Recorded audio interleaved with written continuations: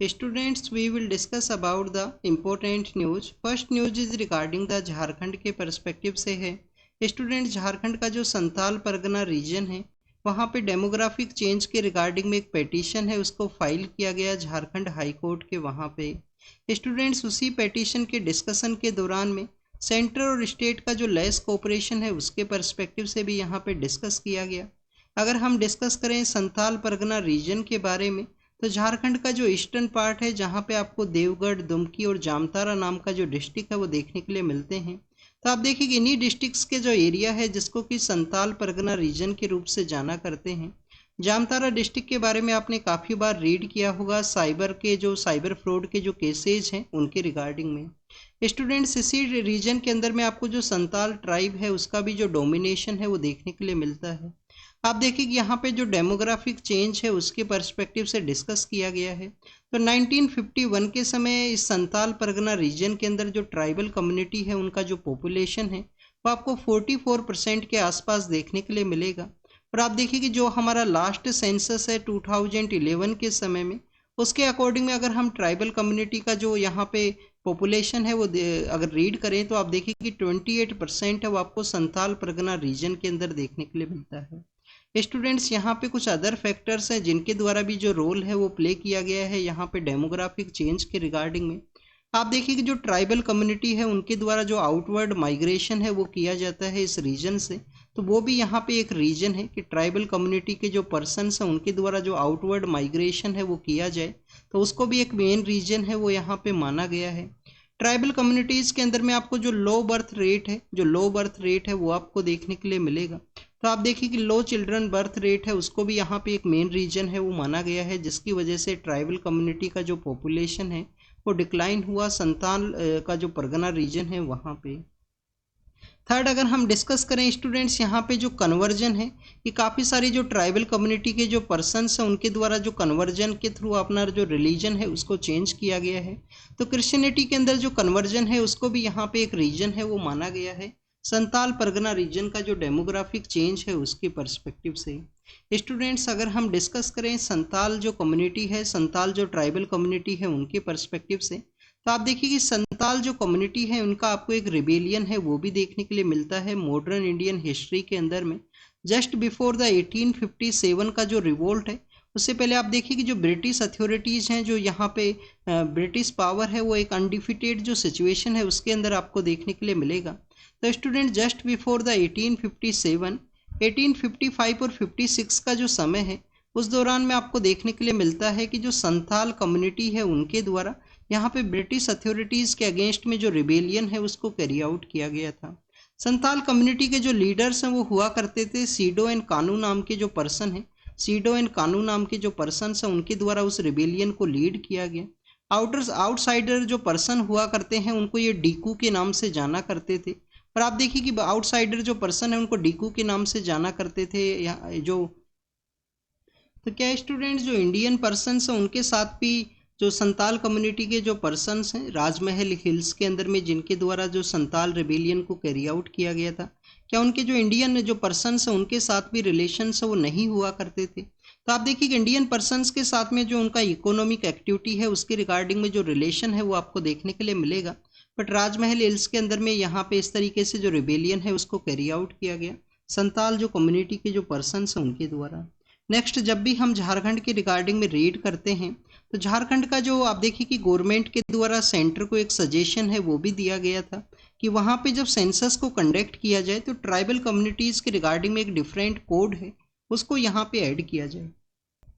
Students, British era के समय में जब हमारा फर्स्ट टाइम जो सेंसस आपको 1871 के समय देखने के लिए मिलता है, 1871 से लेकर आप देखिए कि जब तक लास्ट सेंसस है ब्रिटिश एरा के समय कंडक्ट हुआ था, तो झारखंड के अंदर जो ट्राइबल कम्युनिटी के जो पर्सन्स हैं उनको सरना रिलीजन है उसके अंदर में यहाँ पे कैलकुलेट किया जाता था। आप देखिए कि सरना रिलीजन बेसिकली क्या है, जिसके अंदर आपको जो टोटोमिज्म का जो कॉन्सेप्ट है, जिसके अंदर आप देखिए कि जो बायोडाइवर्सिटी के साथ में जो कनेक्टिविटी है, जैसे कि हम बिश्नोई कम्युनिटी के बारे में रीड करते हैं जिसको गुरु जम्बेश्वर के द्वारा इस्टेब्लिश किया गया था। तो आप देखिए कि जिस तरीके से बिश्नोई कम्युनिटी का जो पेड़ों के साथ में उनका रिलेशन है, खेजड़ी का जो पेड़ है उनके साथ में उनका रिलेशन देखने के लिए मिलेगा, वैसा ही सरना रिलीजन का कॉन्सेप्ट है कि वहाँ पे उनका जो ट्राइबल जो जल जमीन और जंगल का जो कॉन्सेप्ट है उसके वो उनको एक सेक्रेड एरिया है वो देखने के लिए मिलता है। तो सरना रिलीजन को ऐड करने के बारे में यहाँ पे सजेस्ट किया गया था झारखंड गवर्नमेंट के द्वारा कि जो 1951 के समय गवर्नमेंट के द्वारा उसको ऐड है वो नहीं किया गया है सेंसस का जो कैटेगरी है उसके अंदर में। नेक्स्ट अगर हम डिस्कस करें स्टूडेंट झारखंड के रिगार्डिंग में, आपको एक पिथालगढ़ी मूवमेंट है वो भी आपको देखने के लिए मिलेगा। आप देखिए एक ब्यूरोक्रेट है BD शर्मा, उनके द्वारा बेसिकली जो पिथालगढ़ी मूवमेंट है उसको यहाँ पे प्रमोट है वो किया गया था। पिथालगढ़ी मूवमेंट क्या है, यहाँ पे आपको जो स्टोन है उनका यूज किया जाता है ट्राइबल कम्युनिटी के द्वारा, उनका जो बर्थ एंड डेथ है उसके रिगार्डिंग में। तो पिथालगढ़ी जो मूवमेंट है झारखंड के अंदर आपको जो ट्राइबल कम्युनिटीज है उनके रिगार्डिंग में देखने के लिए मिलेगा। 2017-18 के समय में ये मूवमेंट है वो काफ़ी ज़्यादा न्यूज़ के अंदर में था। एक बार पिथालगढ़ी मूवमेंट के बारे में कुछ आप रीड करना कि बेसिकली ये ट्राइबल कम्युनिटीज़ का क्या प्रैक्टिस है। नेक्स्ट अगर हम डिस्कस करें एक व्हीकल मैन्युफैक्चरिंग जो कंपनी है फोर्ड, उसके बारे में है। आप देखिए कि 2021-22 के समय इस कंपनी के द्वारा इनका जो मैन्युफैक्चरिंग वर्क है इंडिया के अंदर में उसको कुछ दिनों के लिए रोक दिया गया था। और फिर से उसको ओपन करने के बारे में यहाँ पे डिस्कस किया गया है कि तमिलनाडु के अंदर में जो उनका प्लांट है एक्सपोर्ट के पर्पज़ से जो व्हीकल्स है उनका मैन्युफैक्चरिंग है वो वहाँ पे किया जाएगा। तो स्टूडेंट्स एग्जाम के पर्पज़ से ज़्यादा कुछ इम्पोर्टेंट नहीं है। नेक्स्ट आप देखिए कि मणिपुर के रिगार्डिंग में है, मणिपुर के अंदर में जो वायलेंस का जो सिचुएशन है उसके रिगार्डिंग में आप देखिए कि सेंटर के द्वारा जो यहाँ पे कमीशन फॉर इंक्वायरी को कॉन्स्टिट्यूट किया गया था, तो उनको एक टाइम पीरियड है वो बताया गया है कि उस टाइम पीरियड से पहले आपके द्वारा आपका जो रिपोर्ट है वो सबमिट किया जाए कि वहाँ पे वायलेंस का जो सिचुएशन है क्यों वहाँ पे क्रिएट हुआ, अगर वायलेंस का सिचुएशन क्रिएट हुआ है तो किस तरीके से उसको रिजोल्व किया जाए जिससे कि यहाँ पे जो पीस है उसको इस्टेब्लिश किया जा सके, जो ट्राइबल कम्युनिटीज़ हैं जो वहाँ पे डोमिनेटिंग कम्युनिटी हैं और जो अदर कम्युनिटीज़ हैं उनके बीच में। तो स्टूडेंट्स ये भी आप देखिए कि मणिपुर काफ़ी बार एग्जाम के पर्पज़ से न्यूज़ के अंदर भी था। नेक्स्ट अगर हम बात करें सेबी चीफ के द्वारा उनके ऊपर जो एलिगेशंस लगाए गए थे, हिंडनबर्ग रिपोर्ट है उसके द्वारा उनके ऊपर एलिगेशंस वो लगाए गए थे। तो आप देखिए उन एलिगेशंस को जो फॉल्स है वो बताया गया है उनके द्वारा। तो स्टूडेंट्स ये सेबी चीफ के बारे में था। ऑलरेडी हम हिंडनबर्ग का जो रिपोर्ट है उस ऑर्गेनाइजेशन कहाँ पे वो सिचुएटेड है, इन्वेस्टिगेशन जो जर्नलिज्म का जो कॉन्सेप्ट है, उन सभी के बारे में हम काफ़ी बार ऑलरेडी जो न्यूज़पेपर के ही डिस्कशन के अंदर में डिस्कस कर चुके हैं। नेक्स्ट अगर हम बात करें उड़ीसा के पर्सपेक्टिव से है, उड़ीसा के वहाँ पे आप देखिए कि पुरी का जो बीच का एरिया है जहाँ पे लिक्कर का जो सेल है उसको रोका गया है, लिक्कर का जो सेल है वो नहीं किया जाएगा। पुरी का जो बीच एरिया है वहाँ पे सोशियो रिलीजियस पर्सपेक्टिव से जो पुरी है वो काफ़ी ज़्यादा इम्पोर्टेंट है रिलीजियस पर्सपेक्टिव से वे के अंदर में। आप देखिए कि पुरी के वहाँ पे आपको जो जगन्नाथपुरी का जो टेम्पल है वो भी सिचुएटेड है, और हमारा जो ईस्टर्न पार्ट ऑफ इंडिया है वहाँ पे लॉर्ड जगन्नाथ का जो इन्फ्लुएंस है जो आपको रिलीजियस पर्सपेक्टिव से देखने के लिए मिलता है। आप देखिए कि लॉर्ड जगन्नाथ का जो यात्रा है वो भी वहाँ पे निकाला जाता है, समय समय पे आपको ईयरली बेसिस पे जो यात्रा है जगन्नाथपुरी के वहाँ पे देखने के लिए मिलेगा। तो पुरी का जो बीच है उसको आप देखिए कि गोल्डन बीच के नाम से भी जाना करते हैं, गोल्डन जो बीच है। अब आप हमने यहाँ पे जो गोल्डन बीच है उसको क्यों डिस्कस किया है, आप देखिए कि जब भी बीच के बारे में डिस्कस किया जाता है, हमारा जो कोस्टल एरिया है उसके बारे में डिस्कस किया जाता है, तो आपको यहाँ पे एक सर्टिफिकेशन के बारे में ज़रूर से पता होना चाहिए। स्टूडेंट्स बीच एरिया को जो foundation for environment and education है FEE नाम का जो ऑर्गेनाइजेशन है जो कि डेनमार्क बेस है, डेनमार्क के अंदर आपको सिचुएटेड देखने के लिए मिलता है। आप देखिए उनके द्वारा ब्लू फ्लैग स्टेटस है वो दिया जाता है, ब्लू फ्लैग जो सर्टिफिकेशन है वो दिया जाता है बीच को। कुछ एरियाज हैं, कुछ क्राइटेरियाज हैं उनके बेसिस पे कि बीच के अंदर सस्टेनेबल प्रैक्टिस किस तरीके से है, वेस्ट का जो मैनेजमेंट है वो किस तरीके से किया जाता है, टूरिज्म की पर्सपेक्टिव से किस तरीके से वो एक इम्पोर्टेंट बीच है उसी के रिगार्डिंग। तो इंडिया के अंदर में आपको जो foundation for environment and education है, foundation for environment and education है उसके रिगार्डिंग में 12 जो बीच है वो देखने के लिए मिलेंगे, जिसके अंदर आप देखिए कि जो पुरी का जो बीच है गोल्डन बीच उसको भी यहाँ पे ब्लू फ्लैग सर्टिफिकेशन है वो दिया गया है foundation for environment and education के द्वारा, जो कि डेनमार्क बेस एक ऑर्गेनाइजेशन आपको देखने के लिए मिलेगा। अब अगर हम बात करें जगन्नाथपुरी के बारे में, आप देखिए कि लॉर्ड जगन्नाथ के पर्सपेक्टिव से तो स्टूडेंट जो लॉर्ड जगन्नाथ का जो टेम्पल है वो किसके द्वारा कंस्ट्रक्ट किया गया है? ईस्टर्न गंगा डायनेस्टी है, ईस्टर्न गंगा डायनेस्टी है, उनके जो रूलर्स हैं उनके द्वारा इसको कंस्ट्रक्ट है वो किया गया है 12th सेंचुरी के समय में। आप देखिए कि 12th सेंचुरी के समय इनका जो कंस्ट्रक्शन है वो आपको ईस्टर्न गंगा डायनेस्टी के जो रूलर हैं अंतावर्मन चोड़ागंगा नाम के जो रूलर हैं उनके थ्रू आपको देखने के लिए मिलेगा। स्टूडेंट्स, एक गंगा डायनेस्टी जब हम रीड करते हैं तो आपको कर्नाटका का जो रीजन है वहाँ पे भी एक गंगा डायनेस्टी देखने के लिए मिलेगा।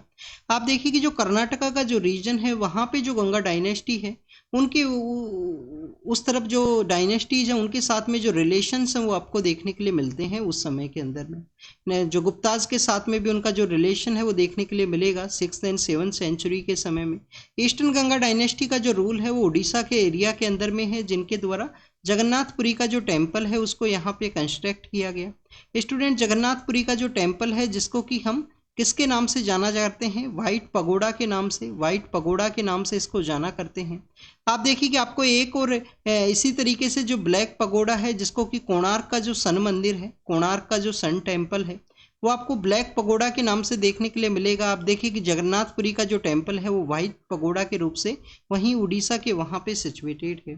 जब भी जगन्नाथपुरी टेम्पल के बारे में डिस्कस किया जाता है तो आपको एक पेंटिंग के बारे में पता होना चाहिए। एक जो वहाँ पे उड़ीसा का एक विलेज है, रघुराजपुर नाम का जो विलेज है उसके बारे में भी आपको जानकारी होना चाहिए। आप देखिए कि पट्टाचित्रा जो पेंटिंग है उसका यूज किया जाता है वहाँ पे टेम्पल के रिगार्डिंग में। और इसके अलावा अगर हम डिस्कस करें रघुराजपुर विलेज के बारे में तो उसी विलेज के अंदर जो रथ यात्रा निकाला जाता है उसके रिगार्डिंग में जो रथ का जो मैन्युफैक्चरिंग है उस विलेज का आप देखिए कि हेरिटेज विलेज आपको देखने के लिए मिलेगा, रघुराजपुर विलेज है जो कि जगन्नाथपुरी टेम्पल के वहाँ पे ही सिचुएटेड है। क्या स्टूडेंट, जो फॉरेनर पर्सन है, जो बाहर के जो लोग हैं उनको यहाँ पे अलाउ किया गया है या अदर हिंदुइज्म के अलावा अदर रिलीजन के जो पर्सनस हैं क्या यहाँ पे जगन्नाथपुरी का जो सेंट्रल एरिया है वहाँ पे उनको अलाउ किया जाता है दर्शन के रिगार्डिंग में? तो स्टूडेंट्स, उनका जो अलाउ है वो आपको नहीं देखने के लिए मिलेगा। नेक्स्ट आप देखिए कि जब भी हम प्रिजन के पर्सपेक्टिव से डिस्कस करते हैं तो काफ़ी बार आपको एक जो टर्म है, एक जो सेंटेंस फ्रेज है वो आपको न्यूज के अंदर देखने के लिए मिलेगा कि जेल यहाँ पे एक्सेप्शन कैटेगरी के अंदर प्रोवाइड किया जाएगा। और आप देखिए कि बेल यहाँ पे रूल है कि bail is the rule and jail in the exception. जो कैटेगरी है उसके अंदर जेल है वो यहाँ पे किसी भी पर्सन को दिया जाएगा। बट आप देखिए कि यहाँ पे एक पर्सन है जो कि जेएनयू का जो स्टूडेंट पॉलिटिक्स है उससे रिलेटेड है, उमर खालिद। 4 ईयर का जो समय है वो हो चुका है, वो जेल के अंदर बंद है, अभी तक उनका जो ट्रायल है वो भी यहाँ पे स्टार्ट नहीं हुआ है। उनको जो बेल है वो भी नहीं प्रोवाइड किया गया। काफ़ी बार उनके द्वारा जुडिशियल जो इंस्टीट्यूशंस हैं उनको अप्रोच किया गया। स्टूडेंट, 2020 के समय दिल्ली के वहाँ पे जो राइट्स हैं, जो दंगे हैं वो देखने के लिए मिले थे नॉर्थ ईस्ट दिल्ली के एरिया के अंदर में। आप देखिए कि जो ईस्टर्न पार्ट ऑफ दिल्ली है वहाँ पे राइट्स हुए तो इन पर्सन जो हैं जो जेएनयू पॉलिटिक्स से रिलेटेड हैं उनको बेसिकली मेन यहाँ पे जो राइट्स हैं उसके अंदर में उनका रोल मानते हुए उनको अरेस्ट किया गया था। 4 ईयर का जो समय है उनको जो बेल है वो नहीं प्रोवाइड किया गया। अब आप देखिए कि प्रिजन के बारे में जब हम रीड करते हैं तो एक कमेटी है जो प्रिजन रिफॉर्म के रिगार्डिंग में जिसको कॉन्स्टिट्यूट किया गया था, अमितवा रॉय पैनल। आप देखिए कि जो अमितवा रॉय पैनल है, अमितवा रॉय पैनल के द्वारा भी बताया गया कि हमारा जो प्रिजन है, प्रिजन कौन से लिस्ट के अंदर में आता है, स्टेट लिस्ट के अंदर आपको देखने के लिए मिलेगा कि हमारे जो जेल के एरियाज है वहाँ पे ऐसे काफ़ी सारे जो प्रिजनर्स हैं, ऐसे काफ़ी सारे जो लोग हैं जिनका जो ट्रायल है वो नहीं स्टार्ट हुआ है। ऑक्यूपेंसी रेट है वो काफ़ी अधिक है हमारे जेल के अंदर में, क्योंकि काफ़ी सारे ऐसे लोग हैं जो अंडर ट्रायल सिचुएशन के अंदर है, उनके ट्रायल भी नहीं स्टार्ट हुए हैं। तो स्टूडेंट्स, ये जेल के बारे में था, प्रिजन के बारे में हमने यहाँ पे डिस्कस किया। नेक्स्ट अगर हम डिस्कस करें तो मिनिस्ट्री ऑफ अर्थ साइंस के पर्सपेक्टिव से है। आप देखिए कि स्टूडेंट्स, रिसेंटली जो हमारा मिनिस्ट्री ऑफ अर्थ साइंस है उनके द्वारा एक मिशन है उसको यहाँ पे लॉन्च किया गया है। मिशन के बारे में अगर हम डिस्कस करें तो मिशन मौसम है, 2000 करोड़ का ये मिशन है। इसके थ्रू आप देखिए कि हमारा जो वेदर फोरकास्ट है, जो हमारा वेदर फोरकास्ट है उसको बेसिकली इम्प्रूव करना यहाँ पे टारगेट है। उसी के रिगार्डिंग में जो इक्विपमेंट्स हैं उनको यहाँ पे परचेज है वो किया जाएगा मिशन जो मौसम है उसके थ्रू में। स्टूडेंट्स मिशन मौसम के थ्रू आप देखिए कि मेजर अपग्रेडेशन है इंस्ट्रूमेंट्स के रिगार्डिंग में, ऑर्गेनाइजेशन के पर्सपेक्टिव से इनको यूज किया जाएगा। National centre for medium range weather forecasting है, या इंडियन इंस्टीट्यूट ऑफ ट्रॉपिकल जो मैनेजमेंट है पुणे के अंदर में, वहाँ पे इस तरीके से जो इंस्ट्रूमेंट्स हैं उनका अपग्रेडेशन है वो किया जाएगा मिशन मौसम के थ्रू में। बेसिकली आप देखिए कि हमारा जो वेदर फोरकास्टिंग का जो प्रोसेस है उसके अंदर में यहाँ पे एक्यूरेसी है उसको इंक्रीज किया जाए, उसका जो एक्यूरेसी है वो इंक्रीज हो, उसी के रिगार्डिंग में मेन यहाँ पे एक इम्पोर्टेंट पिलर है वो रखा गया है मिशन मौसम के थ्रू में। इसके अलावा आप देखिए कि वेदर फोरकास्टिंग के अलावा भी जो अदर एरियाज हैं जैसे कि लैंडस्लाइड का सिचुएशन है, जो अदर यहाँ पे अर्थ के ऑब्जर्वेशन के रिगार्डिंग में जो वर्क है उन सभी के रिगार्डिंग में जो यहाँ पे फोरकास्टिंग है वो किया जाए हमारे यहाँ पे जो इंडियन मीटरोलॉजिकल डिपार्टमेंट है उसके द्वारा। स्टूडेंट्स इससे अर्लियर फेज के अंदर में आप देखिए कि 2012 के समय में नेशनल जो मानसून मिशन है उसको लॉन्च किया गया था, जिसके अंदर मानसून के रिगार्डिंग में जो वेदर फोरकास्टिंग है उसको यहाँ पे बेसिकली इम्प्रूव है वो किया गया। बट मिशन मौसम के थ्रू में आप देखिए कि जो न्यू अप्रोच है उसके रिगार्डिंग में जो वेदर फोरकास्टिंग को इम्प्रूव किया जाएगा। आप देखिए कि लास्ट ईयर गुजरात के वहाँ पे साइक्लोनिक कंडीशंस है वो डेवलप हुआ था। तो साइक्लोनिक कंडीशंस के दौरान में जो IMD है इंडियन मीटरोलॉजिकल डिपार्टमेंट है उनके द्वारा जो वेदर फोरकास्टिंग है वो किया गया, वो काफ़ी एक्यूरेट देखने के लिए मिला था। और वहाँ पे आप देखिए कि किस मैक्सिमम जो पर्सन्स हैं उनको रेस्क्यू कर लिया गया था। हमारा जो NDRF का जो टीम है उनके द्वारा मैक्सिमम जो पर्सन्स है उसको रेस्क्यू कर लिया गया था। स्टूडेंट्स हमारा एक समय है आप देखिए कि 1999 के समय में जो सुपर साइक्लोनिक जो कंडीशंस डेवलप हुआ था, IMD के द्वारा जो वेदर फोरकास्टिंग है उसको प्रेडिक्ट नहीं किया गया था उस समय में। आप देखिए कि उसका जो इम्पैक्ट है वो उड़ीसा के वहाँ पे जो साइक्लोनिक कंडीशन है उसके अंदर मैक्सिमम जो डैमेज है वो काफ़ी सारा जो डैमेज है वो देखने के लिए मिला था। तो उसी के बाद से कंटिन्यूस यहाँ पे इम्प्रूवमेंट है, जो इक्विपमेंट्स हैं उनको ऐड किया गया है वेदर फोरकास्टिंग के सिस्टम के अंदर में, उनको समय समय पे अपग्रेड भी किया गया है हमारे इंस्टीट्यूशंस के द्वारा। नेक्स्ट अगर हम डिस्कस करें इंफ्रास्ट्रक्चर के पर्सपेक्टिव से है, आप देखिए कि इकोनॉमी के अंदर इंफ्रास्ट्रक्चर है उसको बूस्ट करने का ज़रूरत है। हमारे जो PM सर हैं उनके द्वारा 2047 है वो टारगेट रखा गया है कि 2047 तक हमको जो डेवलप्ड कंट्री का जो स्टेटस है उसको अचीव करना है।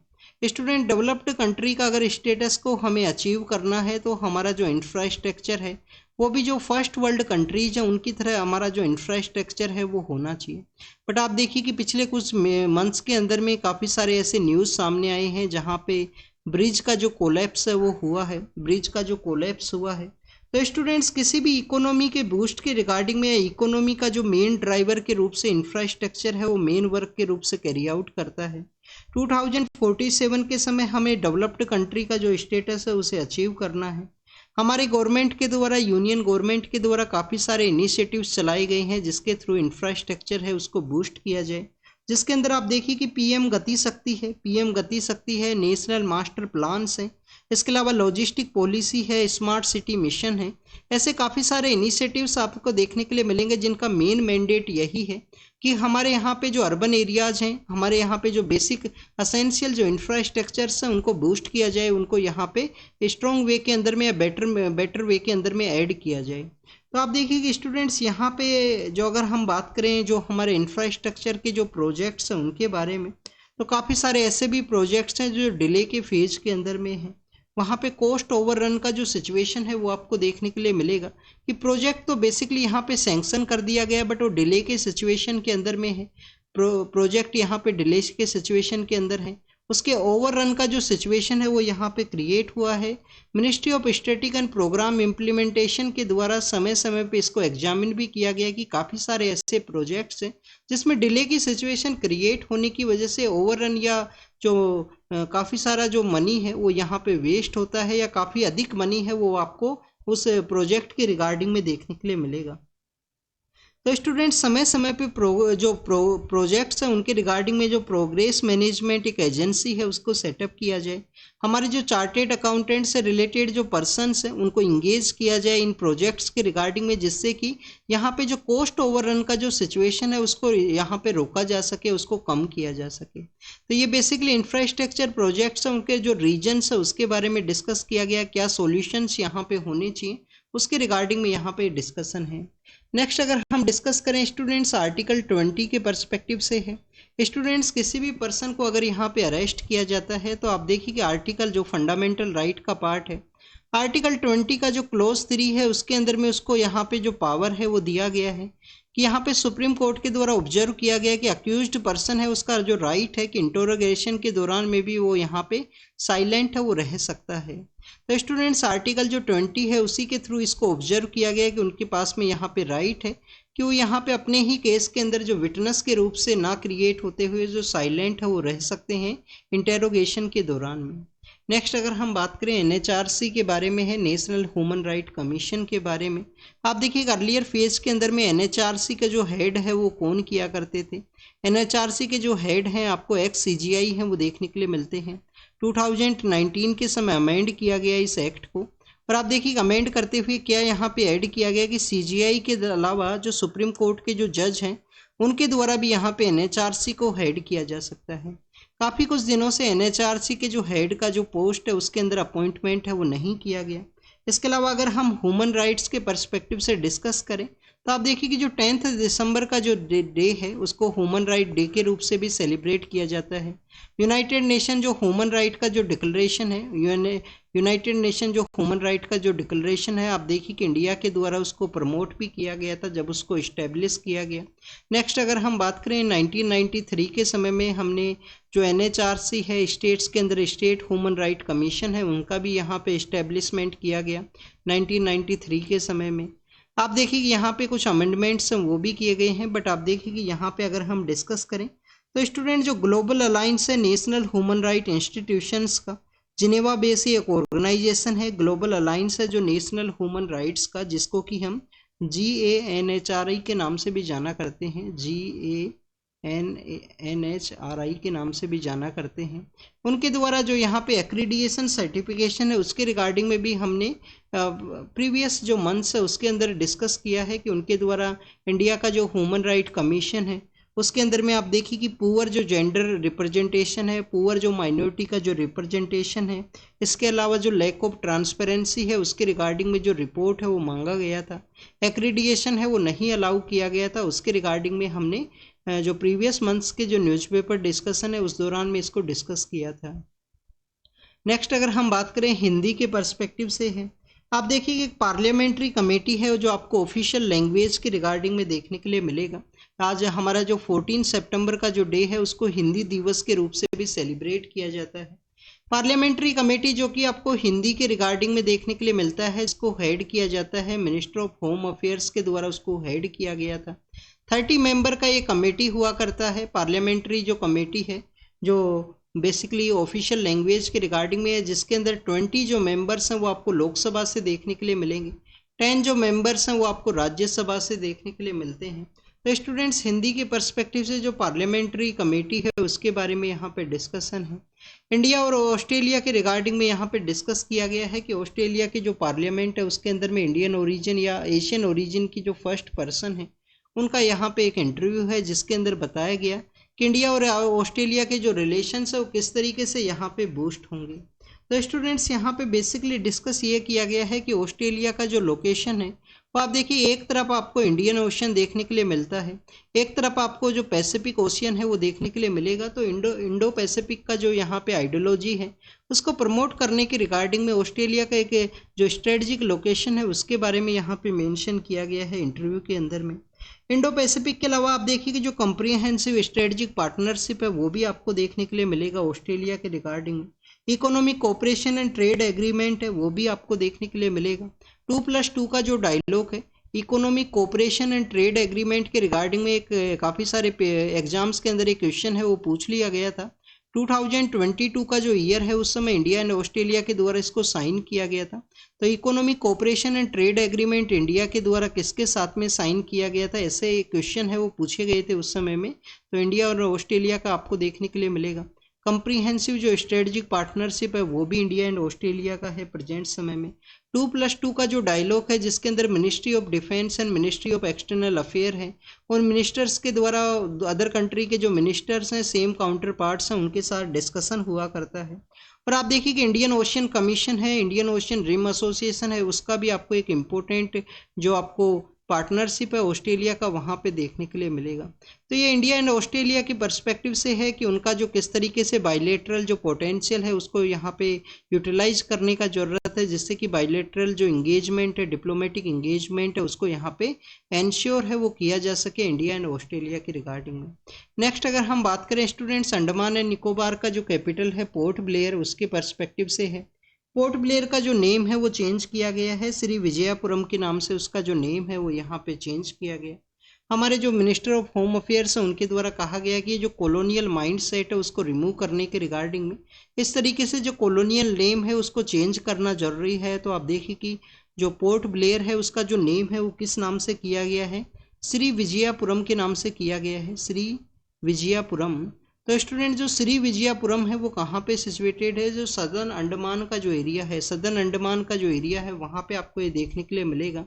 आप देखिए अंडमान एंड निकोबार के वहाँ पे डिफरेंट डिफरेंट आइलैंड्स हैं, काफ़ी सारे ऐसे भी आइलैंड्स हैं जहाँ पे कोई भी पर्सन है वो नहीं रहा करता है, बट वो इंडिया के ही प्रेजेंस के इंडिया के ही अंडर में आपको देखने के लिए मिलेंगे। ये पोर्ट ब्लेयर के बारे में हुआ। ग्रेट निकोबार प्रोजेक्ट है वो भी आपको काफ़ी बार न्यूज़ के अंदर देखने के लिए मिलता है। तो अंडमान एंड निकोबार का जो लोकेशन है उसको एक बार ज़रूर से देखना अगर आपको नहीं पता है।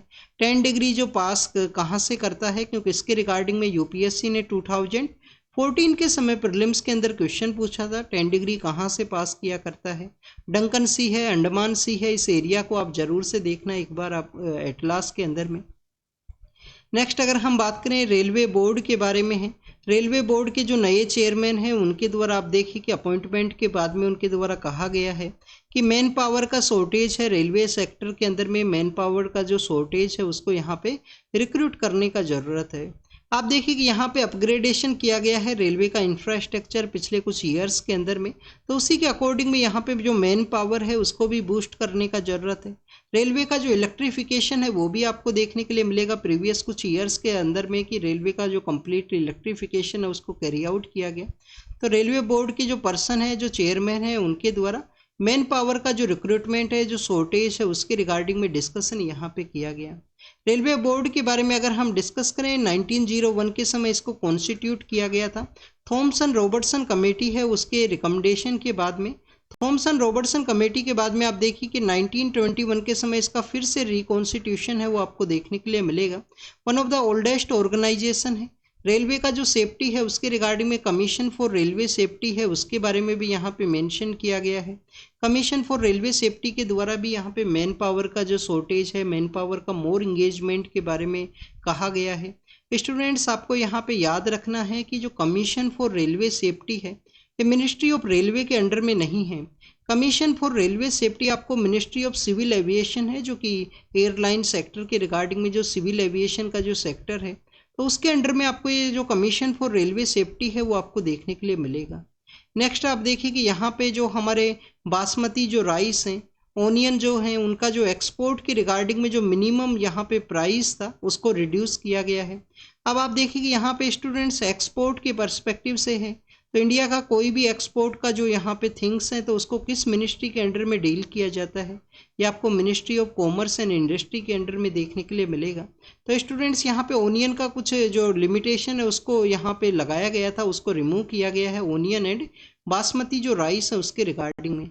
तो स्टूडेंट्स जो ministry of commerce and industry है उसके अंडर में आपको एक्सपोर्ट है वो देखने के लिए मिलेगा। और अपीडा नाम का जो ऑर्गेनाइजेशन है, अपीडा नाम का जो ऑर्गेनाइजेशन है उनके द्वारा इसको डील किया जाता है फूड प्रोसेसिंग की पर्सपेक्टिव से। तो स्टूडेंट्स ये बेसिकली अपीडा के बारे में अगर हम डिस्कस करें, एग्रीकल्चर एंड प्रोसेस फूड जो प्रोडक्ट है उसके एक्सपोर्ट का एक डेवलपमेंट जो अथॉरिटी है वो आपको देखने के लिए मिलेगा। अगर हम बात करें स्टूडेंट्स ओनियन के पर्सपेक्टिव से तो आप देखिए ओनियन का जो लार्जेस्ट प्रोड्यूसर है वो आपको महाराष्ट्र देखने के लिए मिलता है। वैसे तो आप देखिए कि ओनियन का जो है जो फार्मर जो कम्युनिटीज़ हैं उनके द्वारा अपना जो सेल्फ कंजप्शन के रिगार्डिंग में डिफरेंट जो समय है उसके समय उनको उगाया जाता है। ओनियन का आपको जो एक फिक्स टाइम पीरियड है वो नहीं देखने के लिए मिलेगा। काफ़ी कुछ ऐसे भी एरियाज हैं जहाँ पे मानसून के समय में, फिर आप देखिए कि काफ़ी कुछ ऐसे एरियाज हैं जहाँ पे लेट मानसून का जो समय हुआ करता है, ये सितंबर अक्टूबर का समय, उस समय उनको उगाया जाता है। इसके अलावा आप देखिए कि कुछ ऐसे भी प्लेस है जहाँ पे आपको विंटर के समय में जो ओनियन का जो शोइंग का जो समय है वो देखने के लिए मिलेगा। तो एक फिक्स टाइम पीरियड नहीं है। महाराष्ट्र के वहाँ पे सबसे ज़्यादा इनको जो उगाया है वो जाता है। महाराष्ट्र के वहाँ पे आप देखिए कि लासेल गांव नाम की एक जगह है, लासेल गांव नाम की एक जगह है जहाँ पे ओनियन का one of the biggest market India का वहाँ पे प्रेजेंस है। तो ओनियन के बारे में था। राइस के बारे में आप देखिए कि हमारा जो नॉर्दर्न पार्ट है, पंजाब हरियाणा का जो एरिया है, जो कि क्लाइमेटिक कंडीशन के रिगार्डिंग में तो सूटेबल नहीं है, बट यहाँ पे जो वाटर का जो अवेलेबिलिटी है वो होने की वजह से, कैनाल इरिगेशन का जो वाटर होने की वजह से उनके द्वारा जो राइस का जो फार्मिंग का प्रैक्टिस है वो किया जाता है। तो स्टूडेंट्स, ये राइस का जो एक्सपोर्ट है, ओनियन का जो एक्सपोर्ट है, उसके बारे में था। नेक्स्ट अगर हम बात करें जर्मनी का जो शिप है, जो आप देखिए कि ताइवान जो ताइवान स्ट्रेट का जो एरिया है उस टेरिटोरियल एरिया के अंदर उनके द्वारा एंटर किया गया। यहाँ पे जो चाइना के द्वारा आप देखिए कि जो फॉरेन पावर्स है उनके द्वारा टेरिटोरियल एरिया के अंदर एंटर के रिगार्डिंग में इसको ऑब्जर्व किया गया है। नेक्स्ट अगर हम डिस्कस करें, आप देखिए कि साउथ अफ्रीका के पर्सपेक्टिव से है, वहाँ के पॉलिटिकल डेवलपमेंट के बारे में, एग्जाम के पर्पज से नहीं इम्पोर्टेंट है। नेक्स्ट आप देखिए कि यूनाइटेड नेशन जो रिलीफ एंड वर्क एजेंसी है उसके बारे में डिस्कस किया गया है कि उन्हीं के एक ऑफिसर हैं, उनका यहाँ पे उनके ऊपर में जो अटैक है वो किया गया, उसके पर्सपेक्टिव से। United nation relief and work agency को जब इजराइल स्टेट क्रिएट होता है उसके बाद में जो पैलेस्टीनियन कम्युनिटी के द्वारा जो माइग्रेशन किया गया था, तो उसी के रिगार्डिंग उनको जो बेसिक सर्विस को प्रोवाइड करने के पर्सपेक्टिव से यूनाइटेड नेशन जो रिलीफ एंड वर्क एजेंसी है, यूनाइटेड नेशन जो रिलीफ एंड वर्क एजेंसी है उसको क्रिएट किया गया। इसका जो हेडक्वार्टर है वो कहाँ पे है? अम्मान नाम की जो जगह है, कहाँ पे है अम्मान? ये आपको जॉर्डन के अंदर देखने के लिए मिलेगा, वहाँ पे ये सिचुएटेड है। इसके जो एरियाज हैं, United nation relief and work agency के जो एरिया हैं, क्या वेस्ट बैंक के एरिया के अंदर भी इनका वर्क आपको देखने के लिए मिलेगा, गाजा स्ट्रिप के वहाँ पे भी इनका वर्क आपको देखने के लिए मिलता है। तो ये आपका होमवर्क है। Relief United nation relief and work agency है, उनके जो डोमेन एरिया हैं वो कौन कौन से हैं जहाँ पे पैलेस्टीनियन कम्युनिटी को जो बेसिक सर्विस है वो इनके द्वारा प्रोवाइड की जाती है। आप देखिए कि पैलेस्टीनियन कम्युनिटी के द्वारा जो मास लेवल के ऊपर जो माइग्रेशन किया गया था, जिसको कि हम नकबा के नाम से जाना करते हैं। नकबा एक टर्म है, अरेबिक टर्म है, जिसके रिगार्डिंग में मास लेवल का जो माइग्रेशन है उसको यहाँ पे और ऑब्जर्व है वो किया जाता है। ये पैलेस्टीनियन कम्युनिटी के द्वारा 2-3 टाइम्स आप देखिए कि मास लेवल के ऊपर जो माइग्रेशन है, इजराइल के जो एरियाज हैं वहाँ से जो नाइबर कंट्रीज है वहाँ पे माइग्रेशन है वो किया गया था। नेक्स्ट अगर हम बात करें पॉलिटिकल डेवलपमेंट्स के पर्सपेक्टिव से है, एग्जाम के पर्पज से ये नहीं इंपॉर्टेंट है। और आप देखिए कि WHO के द्वारा एक वैक्सीन है उसको अप्रूवल किया गया है इमरजेंसी यूज के रिगार्डिंग में, एम पोक्स के पर्सपेक्टिव से। एम पोक्स का देखिए कि इसको मंकी पोक्स के नाम से जाना करते थे, बाद में इसको चेंज किया गया रिसेंटली WHO के द्वारा पब्लिक हेल्थ इमरजेंसी के रिगार्डिंग में इसको डिक्लेयर है वो किया गया है। तो student, this is all the information related to the today's newspaper. आप इनको रीड कीजिए, रिवाइज कीजिए, जो भी इंफॉर्मेशन आपको मिला है उसको नोट डाउन कीजिए। Thank you students, thank you very much.